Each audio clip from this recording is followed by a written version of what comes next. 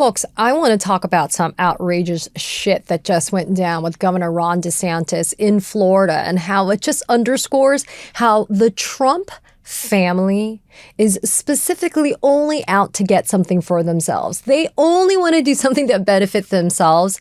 And this is such a great example of how shitty the grift is. So today, September 30th, the last day of the month, Ron DeSantis and 3 other members of the Florida cabinet approved to take land that's located next to the Freedom Tower, which is in downtown Miami. We're going to talk about the Freedom Tower in a second. They're going to give it in order for the Donald Trump Presidential Library, and I'm putting that in quotes because we all know that man doesn't read, to give it to the Library Foundation with very few strings attached. Now let's talk about how absolutely outrageously valuable that land is. But here's the thing. The string attached is right now, you actually have to build something. And I'm going to tell you what the language is. Within 5 years of the date of conveyance of the land transfer, the subject property contains components of a presidential library, museum, ready, and or center, or that construction has commenced. So within 5 years of conveying the land and transferring it to the Trump Presidential Library Foundation, you actually either have to commence construction, but here's the thing, it can be a presidential library, museum, and or center. Center for what? This is how vague the language is. And as a lawyer, it makes my skin bristle to think about what type of horrific, horrendous, obnoxious shit that could be built in downtown Miami as a center for Donald Trump. Now, here's the wild thing. Like I said, it's being built literally right next door to the Miami Freedom Tower. What's the Miami Freedom Tower, you ask? Oh, I'll answer that question. The Freedom Tower was built in 1925. It was the headquarters originally of the Miami News, and it was one of Miami's first skyscrapers in downtown Miami. And this came directly from the website for the Freedom Tower. And this is why the irony is just dead. Like, kill it, dead. From 1962 to 1974, the Freedom Tower served as the Cuban Refugee Center, assisting hundreds of thousands of Cubans seeking asylum in the United States. After decades of disrepair, the Freedom Tower was rescued by Cuban American community leaders aiming to honor the Cuban legacy in Miami, who donated it to Miami-Dade College in 2005. So the land transfer is from Miami-Dade College, who has owned it, right? Since 2005, it's now being transferred to the Trump Presidential Library Foundation. In 2008, the building was designated a National Historic Landmark. Since then, it has continued to serve as a hub for culture, education, and civic engagement, hosting the Miami Book Fair, the Miami Film Festival, Live Arts Miami, and the Museum of Art and Design. The Freedom Tower stands as a tribute to the generations who built Miami and an inspiration for the city's future. The story of the Freedom Tower is the story of Miami. Reopened in 2025 for its centennial celebration, because it had some renovations, it did. The new Freedom Tower galleries inspire visitors through our shared history and our collective legacy of hope, courage, and the quest for opportunity and freedom. Sounds beautiful. But in reality, Donald Trump and his immigration policies, especially as they impact Cubans, let me be fucking clear, okay? It is an inescapable reality that Cubans are being adversely impacted by Donald Trump's immigration policies. But oh shit, Miami-Dade College doesn't have a problem. Doesn't have a problem transferring the land to the Presidential Library Foundation for Donald Trump. Why? Because Ron DeSantis and his cronies on that freaking board didn't have a problem just giving it over. And we're going to get into the dollars in a second. So how have the Cubans been adversely impacted? Because let me be freaking clear. The Cubans carried the day for Donald Trump. The Cubans and the other Latinos here in Miami-Dade County carry the day for Donald Trump here in Miami-Dade County. Okay? But what did DHS do to say thank you to the Latinos that did this? DHS, courtesy of Donald Trump, eliminated the CHNV parole programs. That stood for Cuba, Haiti, Nicaragua, and Venezuela. Those parole programs permitted citizens or nationals of those 4 countries, Cuba, Haiti, Nicaragua, and Venezuela, and their immediate family members, with a confirmed U.S.-based supporter to request authorization to travel to the United States and to be considered for parole into the U.S. for a temporary period of up to 2 years. So you had people that were here under the CHNV parole program. On March 25th, Donald Trump's DHS announced that it was terminating those CHNV parole programs effective March 25th, 2025. That's what you get, people. For voting for Donald Trump, that's what you get. You get your parole programs terminated. But wait, there's more. On May 30th of 2025, courtesy of this absurd SCOTUS, the Supreme Court of the United States, it issued an order that lifted an injunction that stayed a part of that March 25th, 2025 DHS order. Well, you know, that part that dealt with the Cubans, the Venezuelans, the Haitians, you know, and the Nicaraguans.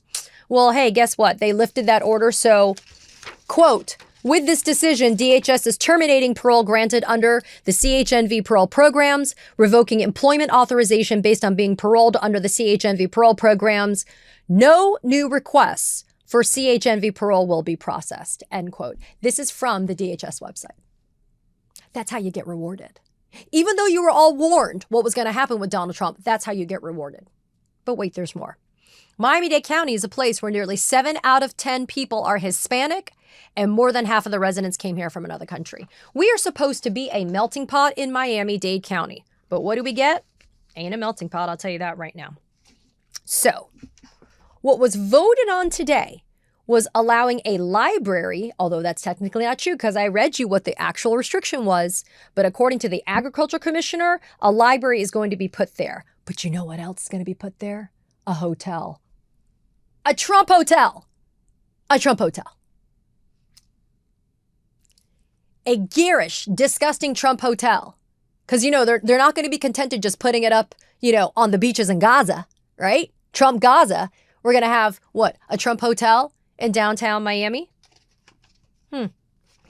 So what's so shady and sketchy about this, people? Well, guess what? Up until last week, that land belonged to Miami-Dade College, purchased in 2004 for $25 million. So back in 2004, more than 21 years ago, Miami-Dade College purchased that land for $25 million. But this time around, in order to, you know, figure out how to make some money, Miami-Dade College, no open bidding, no proposals drafted this time around. Instead, the college's board of trustees voted to transfer the land to the state of Florida without obtaining any information about what the land was going to be used for. Kid you not. Kid you not. So, let's read a little bit deeper on this, right? The Miami-Dade College Board of Trustees agreed to transfer the land to the state of Florida in a special board meeting last week that had no debate, no public comment, and no discussion of the fact that the land was actually going to be used for a presidential library. So let's stop for a second. Last week, the Board of Trustees votes to transfer land to the state of Florida, right? And there's no public open conversations about it. There's no open transparency about what's going to happen. So they transfer this land. After that vote last week, the college's president and the vice chairman told the Miami Herald they weren't even entirely sure what the state was going to do with the property. Oh, but what did the state do with the property? Today, they voted to do what? To basically give it to the Presidential Library Foundation for Donald Trump. And there's going to be a Trump hotel on it. Now, here's what's wild. The Miami-Dade County's own property appraiser valued the plot of land at $67 million. But developers have said that the commercial value is significantly higher. One developer named Greg Coven said he thinks the site is probably worth between $200 to $300 million in cash. Coven has previously submitted proposals to the college twice in the past 2 decades to develop that land. At the time, though, the college was demanding that the land be used and have benefits like classroom space, offices, and a cultural complex. Oh, but now, under Ron DeSantis' tenure, who gives a shit about that? Let's just give it to our dear fur, Donald Trump. A new state law that was passed this summer gives the state full, quote, regulatory authority over presidential libraries in Florida. And that law also banned local government agencies from passing any resolutions or rules about restrictions on those presidential libraries. The Herald says it's not clear if that law would apply to a hotel, though, that's built alongside a presidential library. So who was on the board of the state that voted to hand over this land free to the Trump Presidential Library Foundation? The governor, the attorney general, the chief financial officer, and the agriculture commissioner, all of whom are Republicans, all of whom are DeSantis cronies, all of whom are lackeys for DeSantis. They all just voted today to give that land to the Trump Presidential Library Foundation. I mean, when I told you it was some nefarious shit going on, that's exactly what's happening here. Great article in the South Florida Business Journal. People, I tell you, local journalism is not dead. Support it. I got the Herald here. I got the South Florida Business Journal. Look at this. Miami-Dade College. Once upon a time had 4 developers knocking on its door willing to pay tens of millions of dollars for that location that's now just been given over to the Trump Presidential Library Foundation. I talked about Greg Coven. He says it's worth anywhere from $250 to $300 million. He calls it one of the most significant skyscraper sites in downtown Miami. This is really wild. So once the Board of Trustees at Miami-Dade College voted unanimously to transfer the property to the state's, quote, Internal Improvement Trust Fund, I'm going to underscore this. The agenda item for that vote by the Board of Trustees did not even identify the property before the meeting took place and didn't mention any compensation or conditions that were put on transferring that land to the state of Florida. According to one of the trustees, Robert Alonzo, he told local public news, WLRN, the state, through the governor's office, made the request for us to convey it so that it can be used for the good of the public, end quote. How is building the Trump Presidential Library going to be good for the public? And again, the irony doesn't escape me that you're building it next to the Freedom Tower, which has stood as a beacon for people fleeing communism in the country of Cuba. And a man who is cracking down in horrific ways on immigration in the United States, and you're going to build it right next door? A man who has ended policies that were benefiting Cubans that were fleeing that country, and you're going to build it next door? Tone deaf is an understatement here, people, but I can't even say tone deaf because, like I said, you know what? I'm not going to mince words here. This is what was voted for. This is what they got. But I will say this before we part ways. This is why we need to focus on voting on state and local elections, people. When you have people controlling the levers of power, like DeSantis, his horrible Attorney General, James Utmaya, and others, like an agricultural commissioner and such. Like, when you have people like that that are controlling the levers of power, this is when this type of wackadoo shit happens. No money. And we'll just give you all of this incredibly valuable land. Look, Miami-Dade College is just as culpable, but guess what? Guess who's running Miami-Dade College? People that were appointed by Ron DeSantis. It's so incestuous, people. It blows my mind that it's not so transparently obvious what the hell is happening here. And with the addition of a Trump hotel being built on the property, who do you think is going to financially benefit from that? Trump and his family. It's not going to be the college kids, will it? It won't be the residents of Miami-Dade County. Shit, I didn't even hear if the mayor piped up at all about this. The mayor of Miami-Dade County, Daniela Levine Cava. What is happening here, people, is that there are vacuums of opposition. And when we're not paying attention and we're not actively in opposition, when we're not running for these offices, when we're not fighting back, this is when the vacuums of opposition occur, and that's when stuff like this happens. Look, I know it's not in your backyard. It's in mine. But you wait. This type of stuff is going to happen in your backyard. If we're not focusing on local and state and municipal elections, school board races, gubernatorial races, whatever, we have to get out, register to vote, and show our support for Democrats. Because it's going to be one of the only ways we're going to be able to stop this hemorrhaging. And we got to do it now. You can't wait.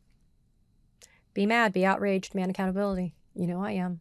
Let's go rattle some cages, people. Katie Phang here. We launched the Katie Phang News Channel in partnership with the Midas Touch Network so we could bring you the latest in legal and political news. Straight, no chaser. So if you're a fellow truth teller, hit that subscribe button and share the word about this channel so we can build a high information America together.